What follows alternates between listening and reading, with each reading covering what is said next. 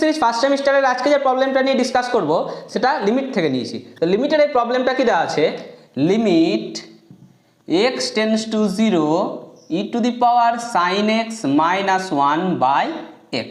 আমরা এই প্রবলেমটা করার আগে দুটো সূত্র দেখব। কি, limit x tends to 0 e to the power x minus 1 by x সমান কত লিখি, 1 লিখি। এখানে দেখো ই টু দি পাওয়ারে যেটা থাকে সেটাই নিচে রাখতে হবে এবং সেটাও x টেন্ডস টু 0 হতে হবে। তাহলে এই ফরম্যাটে আমরা আগে এটাকে সাজাবো।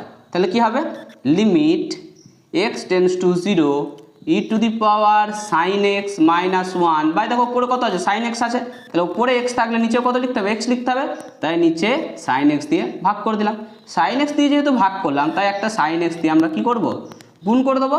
এবং দেখো নিচে কত আছে, এক্স আছে না, সেই এক্সটাকে এখানে লিখে দেবো এবং লিমিটটাকে পার্ট পার্ট করে দেবো, লিমিট এক্স টেন্ডস টু 0। এবার আমরা কি জানি, যদি এক্স 0-র দিকে যায়